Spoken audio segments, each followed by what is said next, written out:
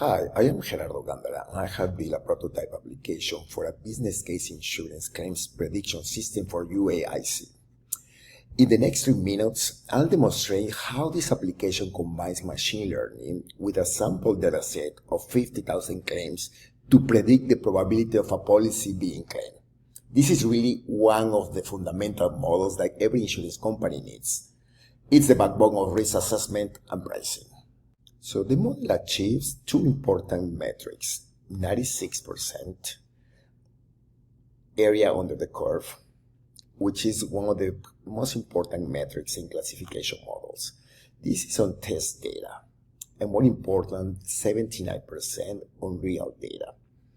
What is the difference? Well, for the test data, we actually use smooth. Smooth is what we call synthetic minority oversample.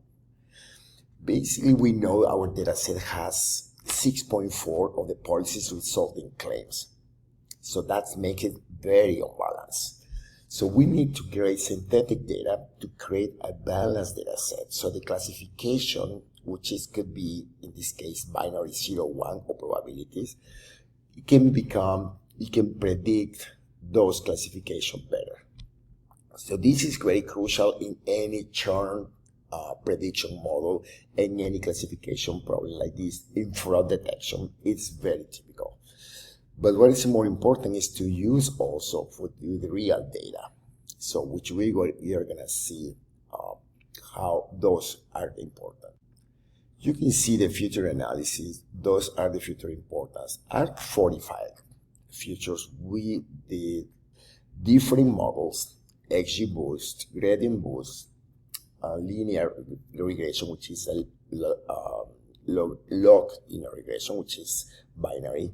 So we can see the importance of each of the futures. This is sample data, but it can give you an idea, like for example, the one that we created as experience factor, which means how old are you, how long have you had your policy, and then with factors you can create a new future that can explain this classification.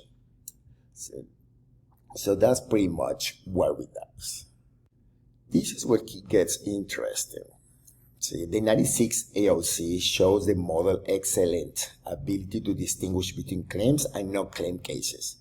But in production, we see 79, which is actually excellent for imbalanced insurance data. The ROC demonstrate a strong ability, far better than random guessing. The model successfully identifies high-risk policies while maintaining the accuracy. So now let me show you the demo. This is the demo. As you can see, those are the futures. So those are the ones that we just selected as important because the model is already trained and the model is already safe. So what we do is we upload the model, which is already trained. We put the inputs, which are the 12 futures that we were talking about. And then the model calculates and is going to tell us what is the risk. I have already 3 different profiles, like an ideal customer is someone who's 45 years old. It's loyal in terms of the longevity of the policy that they have. They has a new car and he lives in a rural zone. Yeah, this is pretty much perfect ideal. So, but if you see, those are the futures that you can see. This is like at the 10 years. If the has the policy for 6 years, he's 45. So all of those futures, which are the important ones, as you remember in the future importance charts, so you can do, then you can calculate. And you see that this claim of this profile has 5% of getting a claim, that's what we want. So those are all sample numbers, but the risk factors are applied. Those are the 3 ones that are the factors that we see, that we can see in a different scenario. For example, medium risk, it change. With someone who's 30 years, only have 1 year as a client in the policy, and the car is medium age. So, but the risk is going to be increasing to 30%.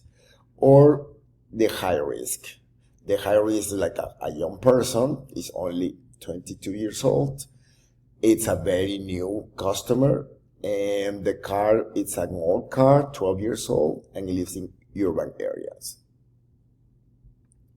Urban. So we calculate the risk and calculate the probabilities. We know those are the ones that probably we're gonna be getting the claims. So this is only it's a prototype.